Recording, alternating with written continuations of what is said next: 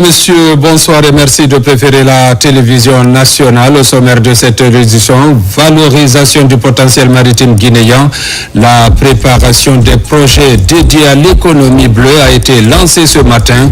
L'atelier va poser les bases des réformes et investissements nécessaires pour faire de la mer et des voies fluviales des véritables leviers de croissance.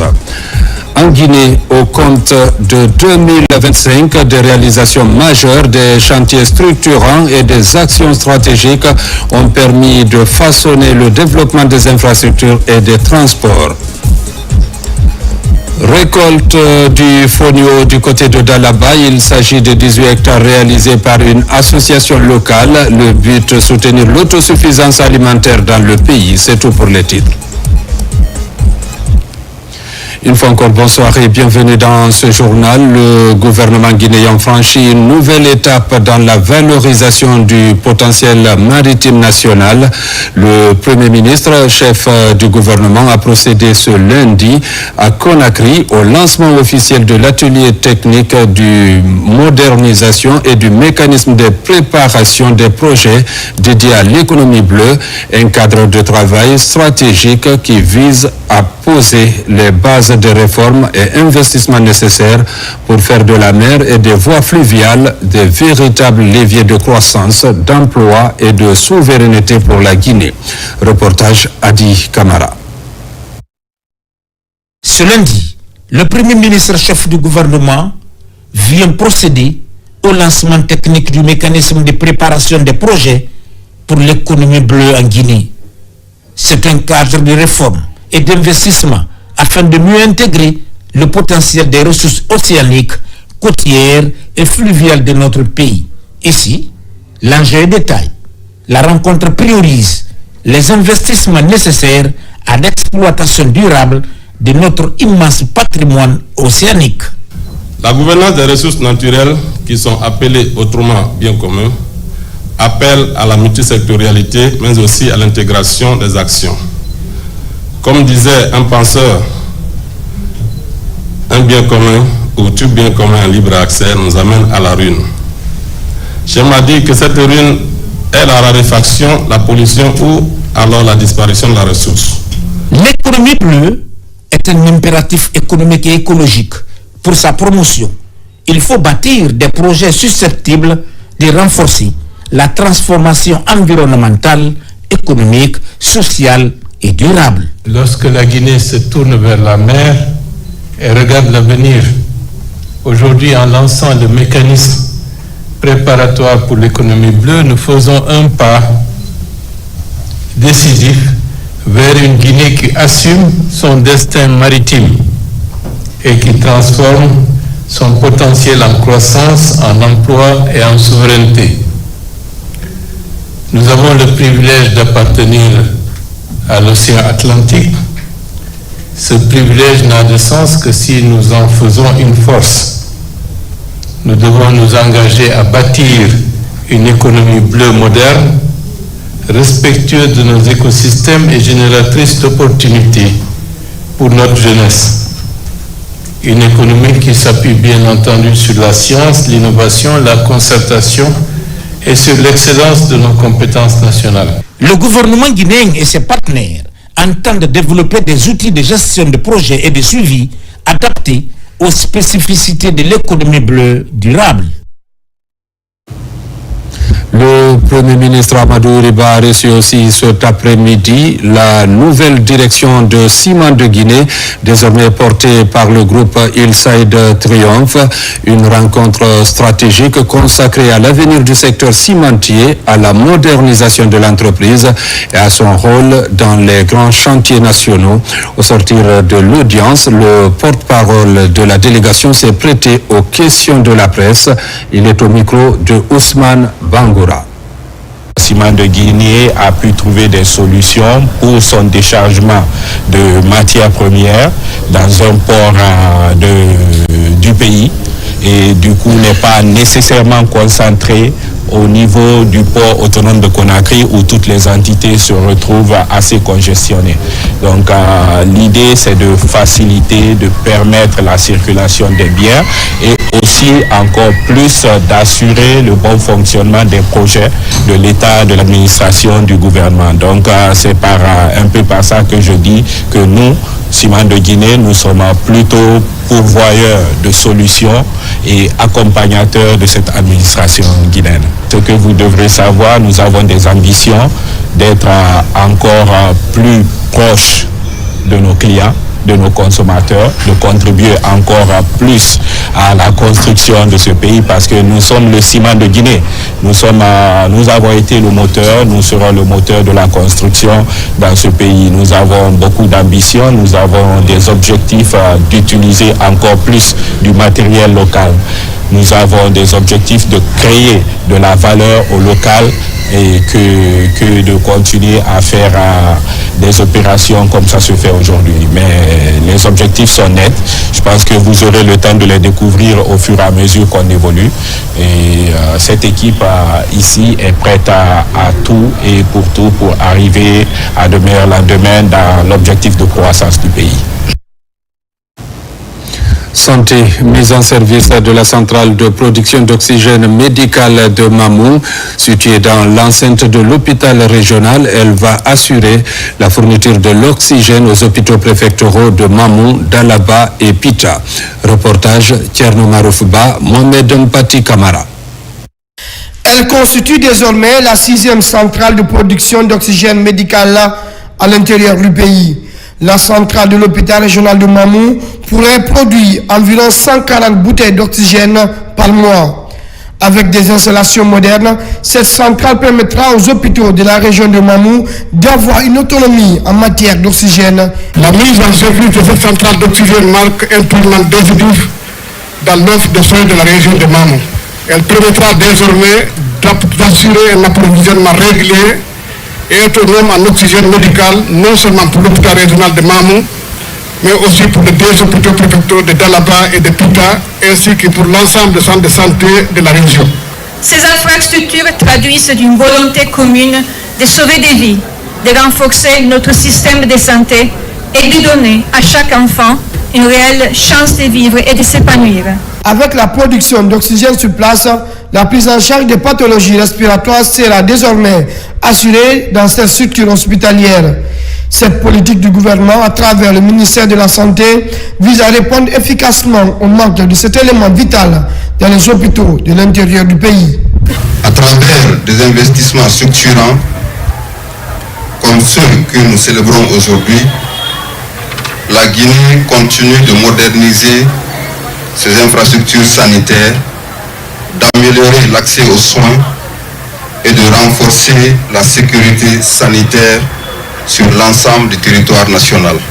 Pour couvrir toutes les régions administratives des centrales de production d'oxygène, telle est l'ambition du département de la santé et de l'hygiène publique.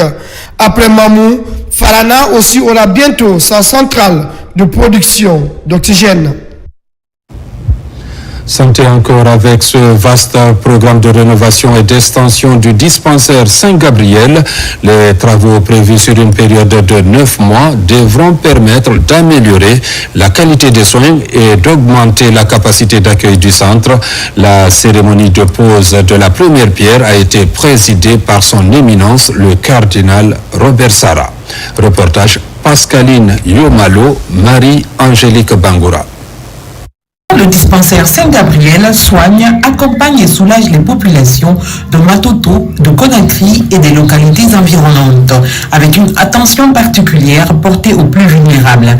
Après 40 décennies de services ininterrompus, l'infrastructure amorce une nouvelle étape de son histoire. Grâce à la pose officielle de la première pierre, présidée par le cardinal Robert Sarah, une phase de modernisation et d'extension est désormais engagée.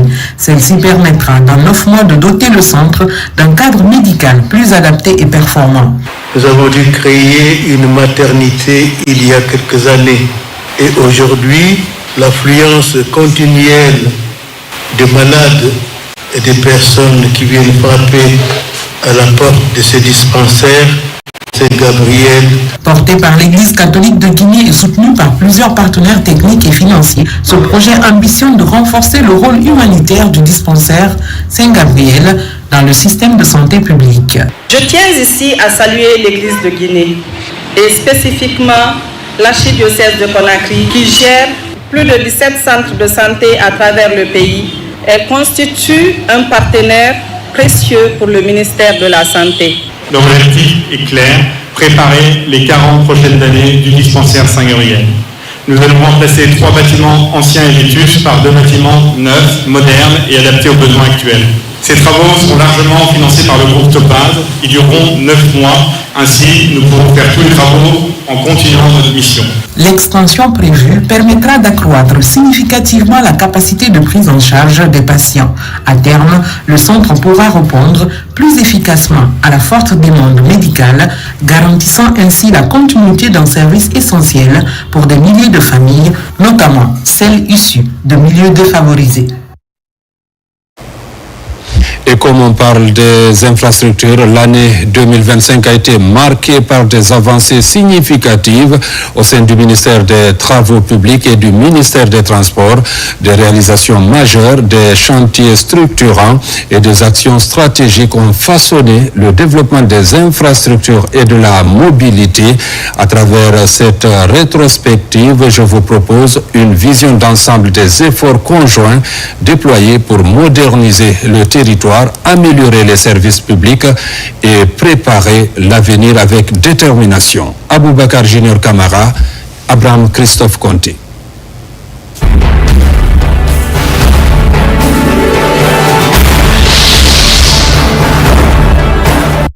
Depuis l'arrivée du CNRD à la magistrature suprême du pays, la construction des infrastructures routières reste et demeure une question centrale du développement national. Des routes nationales aux ouvrages hydrauliques, en passant par les voiries urbaines et les projets de réhabilitation d'urgence, un vaste chantier est ouvert à tous les niveaux. À Conakry, l'initiative présidentielle octroie 214 km de voiries urbaines aux municipalités, avec 5 ponts réalisés sur les points stratégiques comme Kassonia par exemple.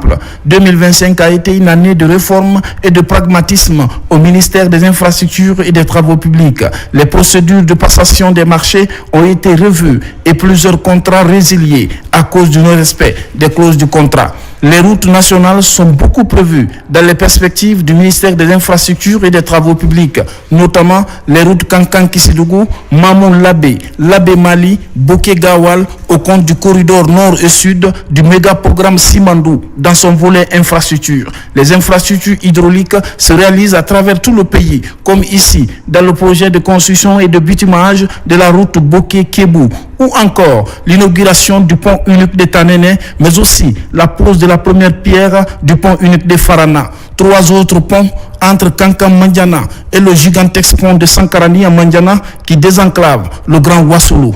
Depuis l'arrivée du CNRD, le pays vibre au rythme des machines de développement des infrastructures routières. Sous le leadership du ministère des Transports, l'année 2025 s'achève sur une note de satisfaction au sein des départements. Les réformes engagées depuis 3 ans commencent à produire les résultats tangibles dans l'ensemble des secteurs des transports. Dans le domaine du transport aérien, le ministre a poursuivi les travaux de l'extension et de modernisation de l'aéroport international Ahmed Sékou Touré de Conakry avec la mise en service des nouveaux pavillons VIP et d'un système de contrôle de sûreté renforcé. À côté, le terminal fret pour les cargos. La Guinée a également obtenu le nouveau accord bilatéraux de services aériens avec plusieurs pays africains et européens, favorisant une meilleure connectivité internationale. Par ailleurs, la compagnie Guinée Express multiplie ses vols domestiques sur les axes Conakry-Kankan et Conakry-Labé. Dans le secteur ferroviaire,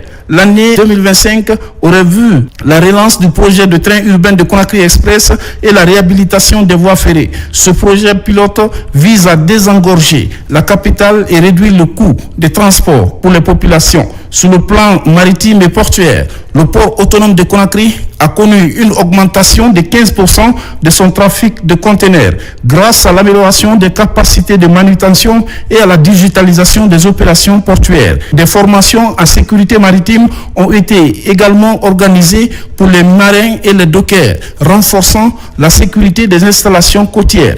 Avec ces avancées, le ministère des Transports réaffirme sa volonté de faire du secteur un levier essentiel de développement économique et social du pays. L'année 2026 s'annonce promoteuse pour la poursuite des grands chantiers, notamment la digitalisation du réseau des transports publics et le déploiement du système de gestion du trafic routier à Conakry. Des résultats encourageants qui traduisent l'engagement du gouvernement à moderniser le secteur des transports publics en Guinée.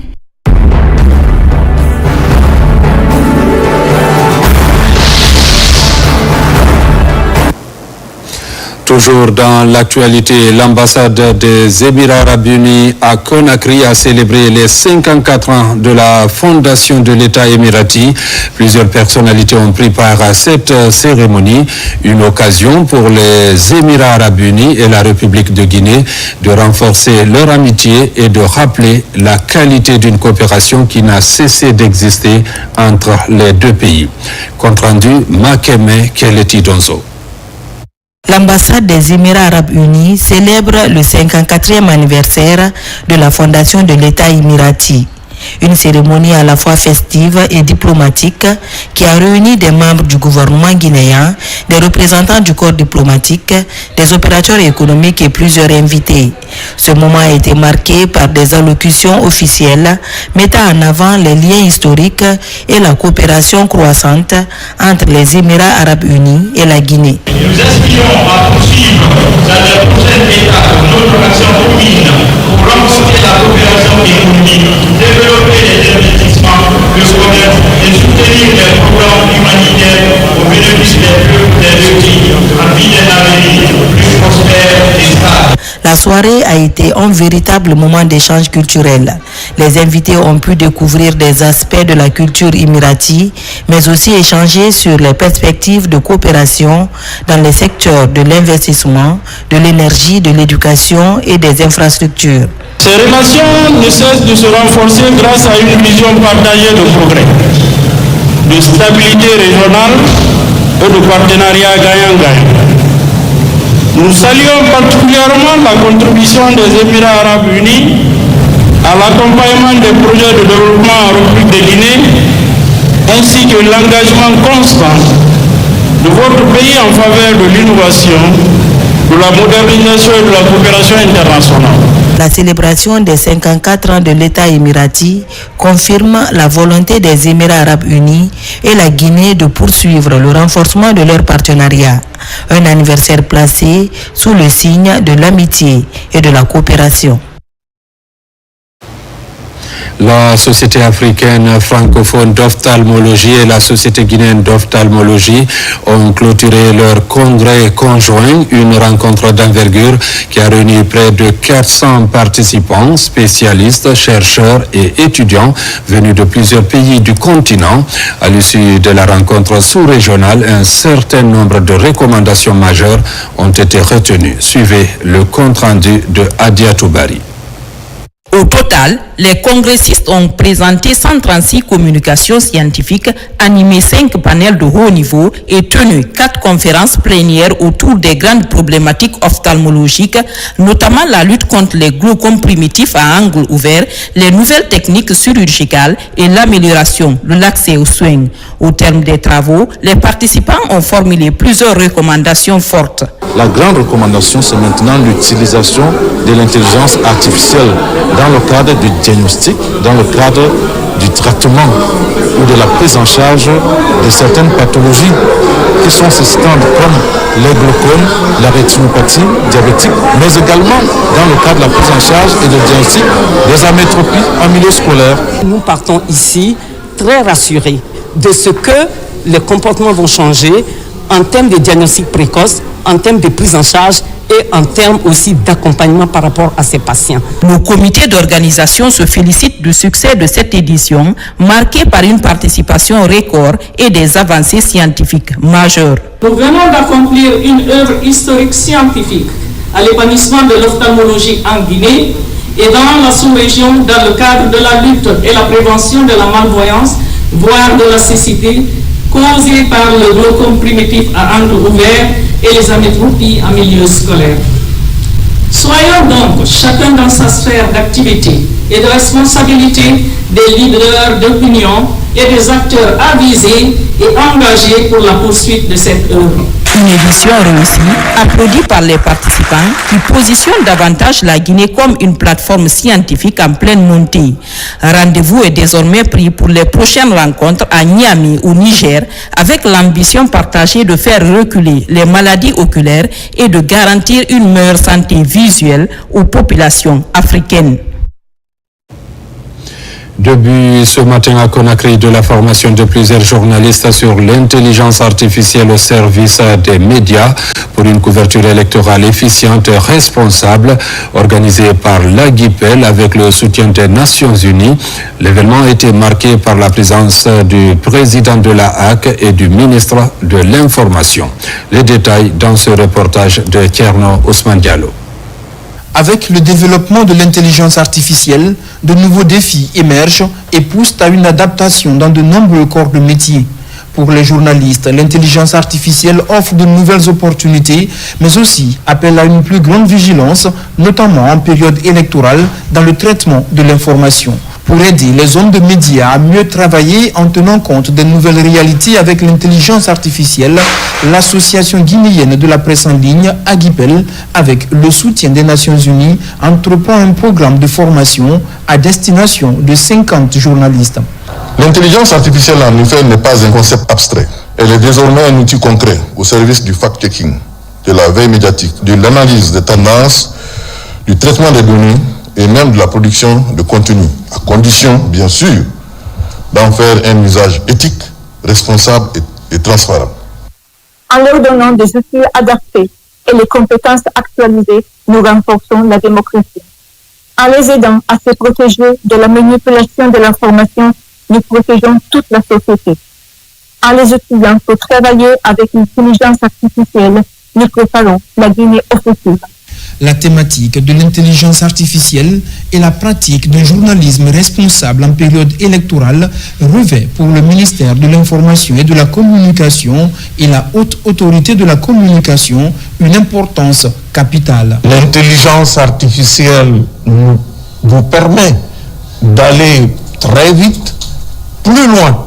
Vous dépassez le cadre privé de la correspondance pour en faire plutôt une communication de masse, d'où votre responsabilité. L'intelligence artificielle n'est pas là pour vous remplacer, pour prendre possession de votre jugement, mais pour renforcer vos capacités.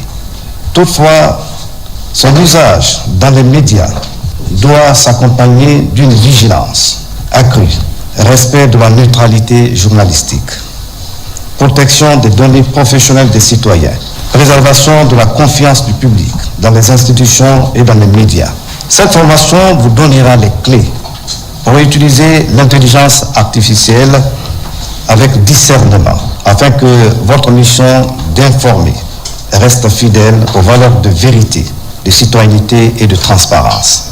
La formation va durer 3 jours et sera sanctionnée très certainement, entre autres, par l'élaboration d'une charte d'éthique sur l'utilisation de l'intelligence artificielle durant cette période électorale. Et puis, cette décision de la Haute Autorité de la Communication porte en suspension d'un journaliste. Vu la Constitution, vu le décret D 2025-0226 PRG-SGG fixant les dates d'ouverture et de clôture de la campagne pour l'élection présidentielle du 28 décembre 2025, vu la décision numéro 16 HAC P25 relative à la couverture de l'élection présidentielle du 28 décembre 2025 par les médias de service public, considérant le rapport de monitoring de la HAC de l'émission autour de la transition du dimanche 7 décembre 2025 diffusée sur Parlement TV, constatant que dans cette émission dirigée par le journaliste Boubacar Koïla Diallo, les intervenants font un jugement de valeur sur les candidats en liste pour l'élection présidentielle du 28 décembre 2025, considérant que le manque de neutralité de cette émission est de nature à influencer l'électorat, considérant l'autosaisine du collège de la HAC pour examiner cette émission diffusée en période de campagne électorale, la haute autorité de la communication, après en avoir délibéré en sa séance plénière ordinaire du lundi 8 décembre 2025, décide. Article 1er.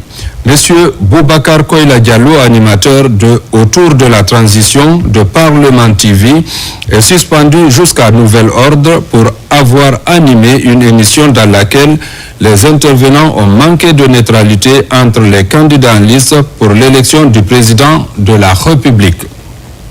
Ce conformément aux dispositions des articles 39 et 40 de la loi organique L 2010-02 CNT du juin 2010 portant sur la liberté de la presse, des articles 5 et 52 de la loi organique L 2020-0010 AN du 3 juillet 2020 portant attribution, composition, organisation et fonctionnement de la haute autorité de la communication et des articles 69, 70 et 71 du Code électoral. Article 2. La présente décision qui prend effet à compter de la date de sa signature sera enregistrée et publiée au journal officiel de la République. Conakry, le 8 décembre 2025 pour la haute autorité de la communication, le président Boubacar Yassine Diallo ont siégé Elhadj Fodebouya Fofana, Elhadj Djelimori Dioubate, Ahmed Kami Kamara, Adja Sarata Diallo, Mariama Kamara, Oumoul Khairi Chérif, Fanta Dopavogi, Mariama Donzo, Amadou Touré. En Guinée, le Centre des jeunes dirigeants d'entreprise lance son année 2025-2026 sous le signe de l'intelligence artificielle. Cette année, la plénière d'ouverture a mis les pieds dans le futur avec le thème IA et Business. Reportage Abraham Christophe Conté. C'est une plénière qui rassemble dirigeants d'entreprises, experts et jeunes entrepreneurs. Ils partagent ensemble leurs visions et leurs solutions. Le thème principal est IA et Business. Comment transformer les entreprises avec IA pour conquérir les marchés de demain? Le sujet est au cœur des préoccupations de toutes les organisations de la start-up. L'idée d'aborder le sujet sur l'intelligence artificielle, tout simplement nous permettre, nous entrepreneurs, de nous mettre au même niveau que les autres entreprises de par le monde.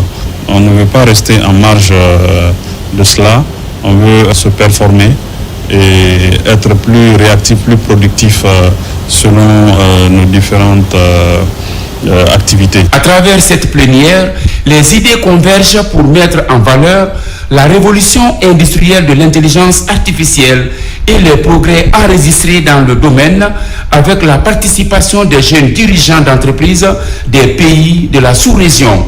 Aujourd'hui, on doit accueillir l'IA comme étant un élément essentiel dans le processus de développement de tous les pays. Car l'IA est venue pour essayer de booster les affaires des entreprises évoluant dans le secteur du numérique. Et nul n'ignore aujourd'hui que l'IA doit être un élément fondamental dans nos critères de choix afin de pouvoir faire le business à travers le monde. Transformer nos entreprises pour conquérir les marchés de demain, ce défi s'impose aux jeunes dirigeants d'entreprises CJD. La rencontre met également en avant les opportunités de croissance pour beaucoup de leaders présents. IA constitue un levier majeur pour conquérir de nouveaux marchés afin de mieux accélérer les progrès en termes d'innovation. Validation des travaux axés sur la chaîne de valeur du cacao en Guinée, un dialogue multi-acteurs pour la relance de la filière afin de répondre aux défis de production, de commercialisation et de préservation de l'environnement. L'enjeu est de mettre en œuvre de façon inclusive une transition stratégique vers une économie durable. Reportage Souleymane Kamara, Foudé Kamara. Dotée d'un riche potentiel agricole, la Guinée s'est engagée en faveur d'une filière cacao respectueuse des écosystèmes forestiers. Face à la déforestation et les émissions de gaz à effet de serre, ces travaux ont pour objectif de rassembler les acteurs de la chaîne de valeur, des producteurs aux exportateurs, ainsi que les décideurs et partenaires techniques autour d'une vision commune. La nature a béni la Guinée avec certaines zones avec du microclimat qui aussi nos chercheurs ont confirmé est entre les meilleurs au monde. L'ambassade d'Italie a choisi deux grandes filières qu'elle pense assez porteuses, qui sont la filière cacao et la filière café. Et aujourd'hui, ils pensent que ces deux cultures d'exportation qui rapportent plus à l'État en matière de devises, en matière également de revenus au niveau du monde paysan, et ils ont cru devoir assister cette filière. Cette rencontre vise à renforcer la coopération pour accélérer les innovations. C'est une opportunité avec l'appui des partenaires certainement que les technologies et le financement pour nous aider à améliorer la productivité de ce cacao, d'améliorer sa qualité et de respecter les normes internationales. Engagé dans une dynamique de modernisation, l'Institut de recherche agronomique de Guinée œuvre pour répondre aux priorités stratégiques nationales. L'action pour la filière cacao s'articule autour de plusieurs piliers scientifiques. Par rapport à ces projets, il y a plusieurs défis. Il s'agit de trouver les meilleures variétés à travers les meilleures semences de cacao. Il s'agit également de trouver les meilleurs process, d'abord de production, ensuite de transformation et de commercialisation. À travers ce dialogue multi-acteurs, la Guinée pose les bases d'une filière cacao alliant performance économique, progrès social et préservation de la biodiversité. La solidarité internationale en action en Guinée pour lutter contre la faim. L'ambassade de Chine et le PAM renforcent cette action avec un soutien concret de 3,5 millions de dollars pour soutenir les efforts nationaux pour la sécurité alimentaire. Sona Sagno, reportage. Dans le but de renforcer les efforts du gouvernement guinéen en matière de sécurité alimentaire et de répondre aux besoins urgents des populations vulnérables, la République populaire de Chine, à travers son agence de coopération internationale pour le développement, vient d'accorder un financement de 3,5 millions de dollars au gouvernement guinéen via le ministère du Plan et de la coopération internationale. Dans ce contexte, l'appui du gouvernement de la République populaire de Chine, via son fonds de coopération Sud-Sud, constitue un signal fort de solidarité internationale. C'était une concrétisation de la responsabilité internationale de la Chine, une nouvelle expression de l'amitié profonde entre la Chine et la Guinée, ainsi qu'une étape importante dans la mise en œuvre des consensus des deux chefs d'État. Ce financement permettra au programme alimentaire mondial d'apporter une assistance alimentaire et nutritionnelle à plus de 42 000 personnes vivant avec un handicap, notamment dans les régions de Kankan, Bouké, Kindia et Zérékoré. La situation actuelle de la sécurité alimentaire en Guinée est particulièrement préoccupante.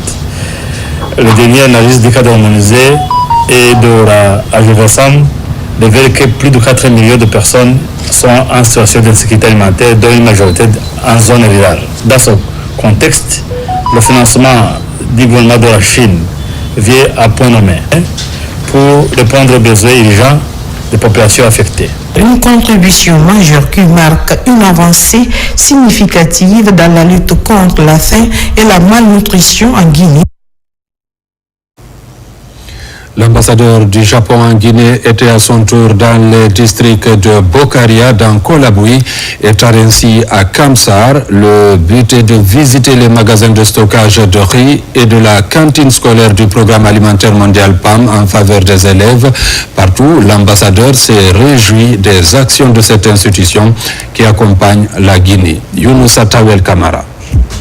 Chants et danses des populations du district de Bokaria, sous-préfecture de Kolabui, pour accueillir l'ambassadeur du Japon en Guinée.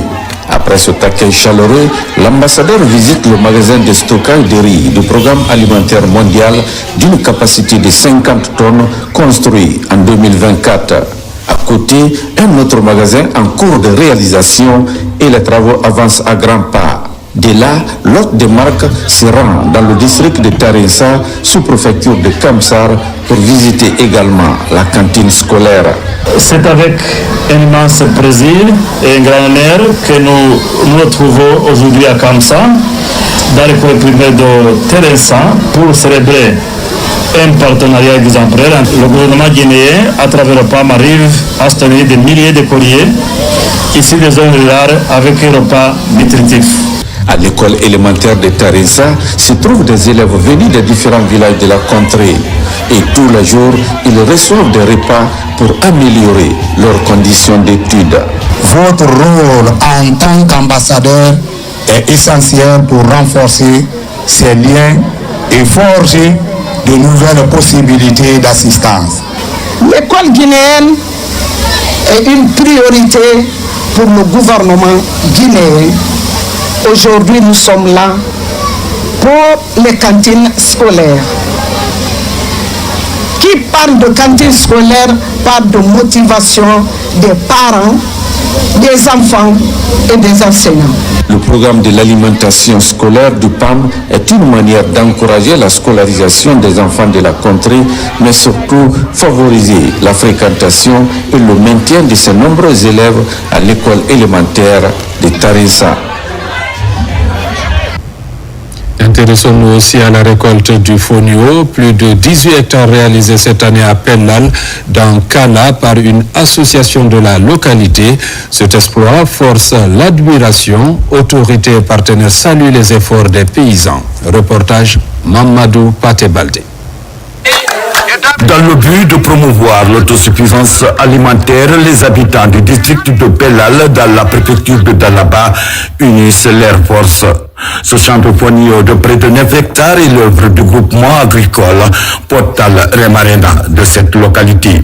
Vraiment, c'est une grande fierté pour appuyer le district de Pellal, particulièrement le groupe d'agriculteurs et éleveurs de Pellal, pour soutenir leur initiative. À cause de cette étendue mise en valeur cette année, les 147 membres de ce groupement ont sollicité l'appui des voisins pour récolter à temps ce fonio afin d'éviter qu'il soit dévasté par les animaux. Depuis sa création il y a 2 ans, nous avons aussi mobilisé et sensibilisé les jeunes de notre district pour mettre en place un groupement dynamique composé de 147 membres, dont 100 femmes déterminées à contribuer au développement d'agricole local. Franchement, je suis très ému. C'est une manière de féliciter, de remercier et d'encourager les producteurs de cette localité, les producteurs qui ont eu le courage d'organiser cette société coopérative.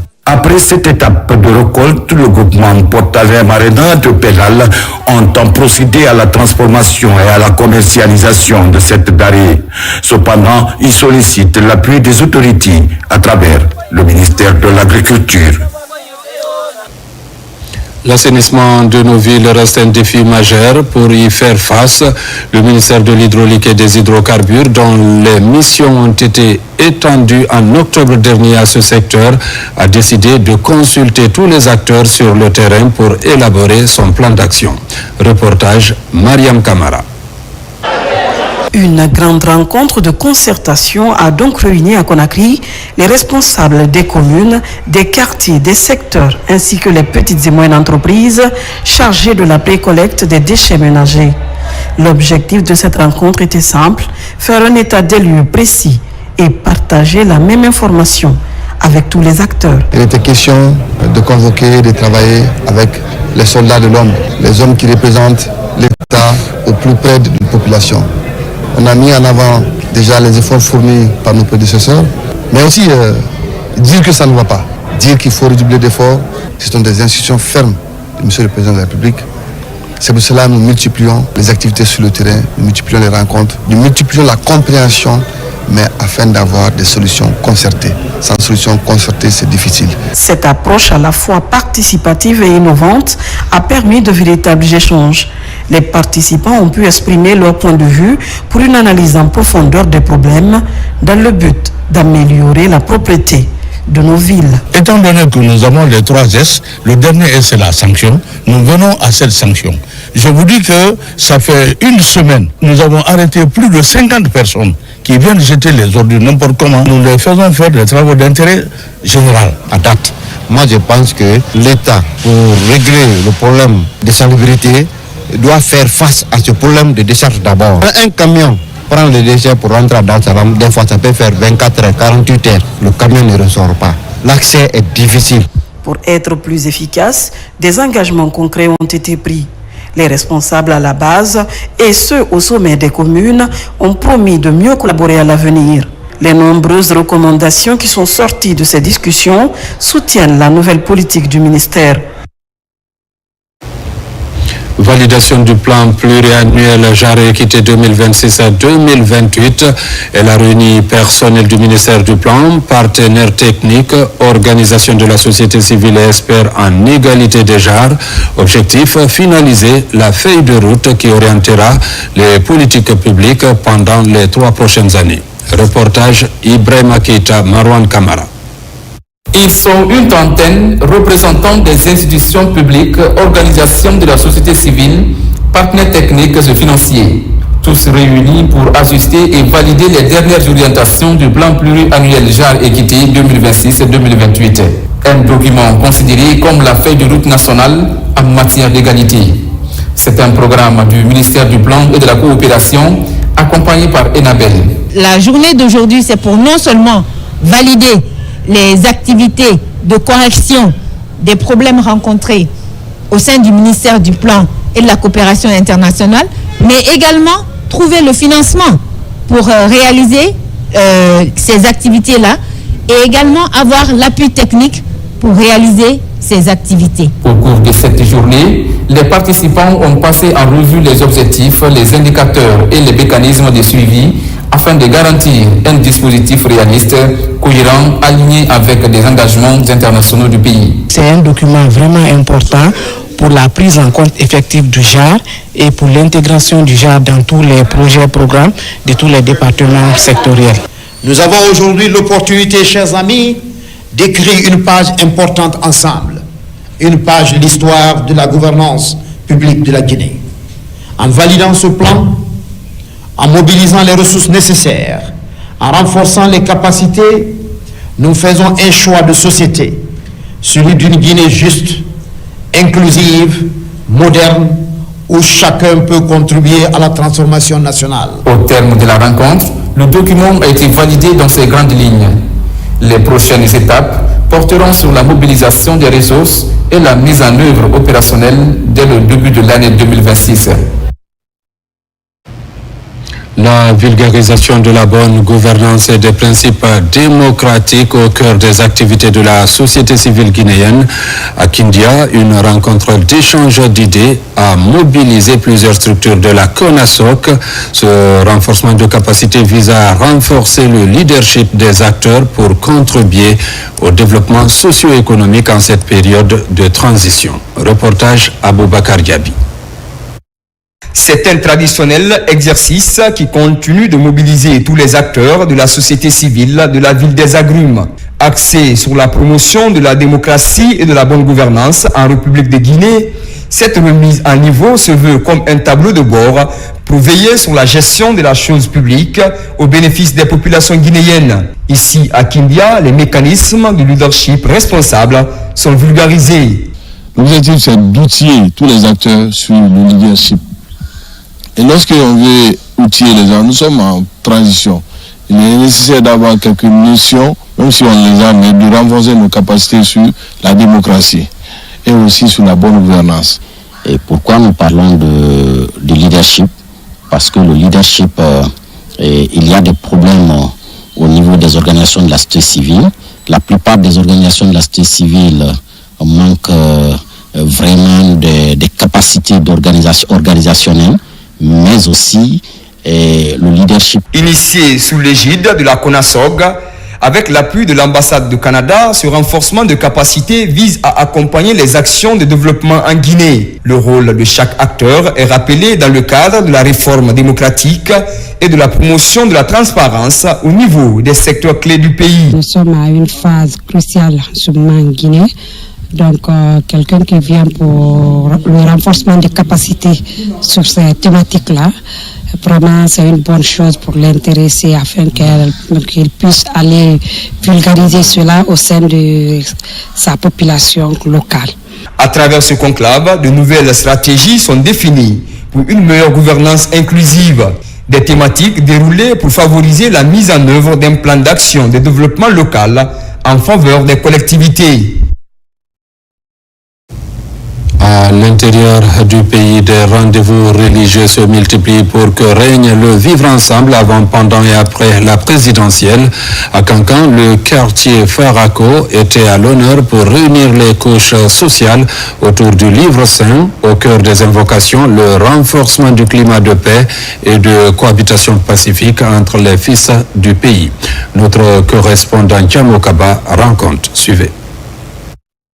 Ville religieuse, Cancan est une cité islamique aux multiples facettes. À la mosquée du quartier Farakor, toutes les sensibilités de Nabaya se retrouvent autour du livre saint. Des prières et invocations sont formulées pour une paix durable dans le pays. La prière est collective afin d'implorer le pardon divin pour plus de résilience et d'unité d'action pour le progrès de la nation. Ce moment d'intense communion a un seul objectif, prôner la paix afin de renforcer la fibre patriotique autour des grands enjeux de développement et de vivre ensemble. C'est un message de paix, de cohésion nationale, de solidarité. Avançons, unissons-nous, levons-nous en un seul homme, aidons notre président dans ses bonnes actions pour qu'il puisse les poursuivre. Cette initiative fédératrice est une aubaine pour le vivre ensemble. Elle est aussi facteur de cohésion sociale pour que règne la tranquillité à travers le pays, avant, pendant et après la présidentielle du 28 décembre 2025. Dans cette maison de Dieu, chaque fidèle se fait entendre pour l'union sacrée de tous les fils du pays. Le message dont je donne à tout le monde, ce moment-ci n'est pas un moment de palabres, ce n'est pas un moment de se montrer, mais c'est un moment de se regrouper ensemble. Ce qui nous aide actuellement, c'est la patience et l'harmonie dans la masse. C'est ce qui nous aide. Derrière cet esprit d'équipe, le maintien d'un climat social apaisé pour une Guinée unie et prospère, en s'inspirant de l'esprit patriotique du chef de l'État Mamadi Doumbouya. Les initiateurs invitent chaque Guinéen à veiller jour et nuit comme une sentinelle du vivre ensemble. Le programme bénévolat jeunesse se poursuit dans la commune de Khatoma. La deuxième cohorte vient d'être formée pour mieux servir la communauté. En plus des jeunes des différents quartiers de Khatoma, les taxis-motards ont été aussi formés en code de bonne conduite. L'activité a eu lieu à l'occasion de la Journée internationale du volontariat. Reportage Moussa Bangoura. La mairie de Khatoma poursuit son programme bénévolat jeunesse. Après de brillants résultats enregistrés au niveau du premier groupe, l'autorité locale s'engage pour la seconde fois pour la formation et l'insertion socio-professionnelle des jeunes. Venant des 11 quartiers de Khatoma, ce groupe de jeunes vient de boucler une série de formations. À l'occasion de la Journée internationale du volontariat, ces jeunes ont été magnifiés. Nous encourageons ces genres d'initiatives pour que le volontariat et le bénévolat soient vraiment un levier de paix, de cohésion et d'unité et de développement. C'est une grosse initiative et que les autres communes pourraient emboîter pour le développement local. Parce que lorsque les gens sont engagés au sein de leur propre communauté, ils se sentent responsables. Et ça leur permet de s'approprier des bonnes pratiques. Et une fois les projets partis, ces bonnes pratiques-là restent. En plus de la jeunesse des différents quartiers, les taxis-motards de la commune ont aussi bénéficié de cet accompagnement de la mairie.